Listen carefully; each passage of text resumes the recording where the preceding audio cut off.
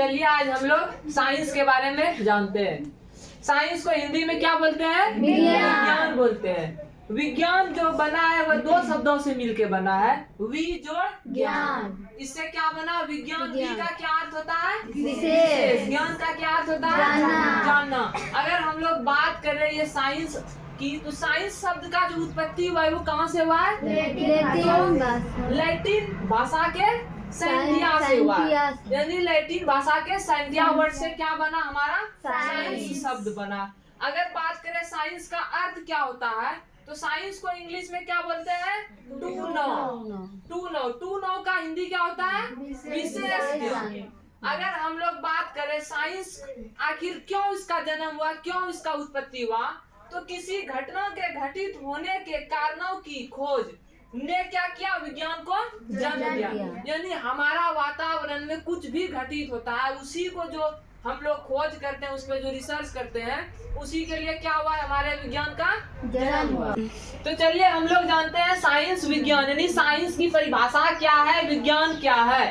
किसी भी चीज के बारे में विशेष रूप से जानकारी प्राप्त करना ही साइंस है। यानी हम लोग जो किसी भी चीज में, जैसे बारिश क्यों होती है, दिन से रात होता है, रात से दिन होता है, मतलब किसी के बारे में विशेष रूप से जो जानकारी प्राप्त करते हैं उसी को क्या बोलते हैं? साइंस बोलते हैं। अगर हम लोग बात करें who is the father of science, या साइंस के पिता कौन है, विज्ञान के जनक कौन है, तो ये कौन है? तो गैलीलियो गैलीलेई है, जिनका जो जन्म हुआ था 15 फरवरी 1564 में हुआ है। अगर हम लोग बात करें राष्ट्रीय विज्ञान दिवस कब मनाया जाता है, तो राष्ट्रीय विज्ञान दिवस जो है 28 फरवरी को मनाया जाता है।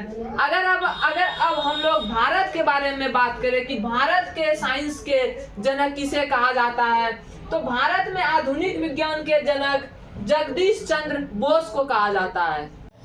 तो साइंस, यानी साइंस को अगर हम लोग बात करें तो इसको 3 पार्टों में बांटा है। जो पहला पार्ट है खगोलीय विज्ञान, जिसको इंग्लिश में क्या बोलते हैं? Astronomical science.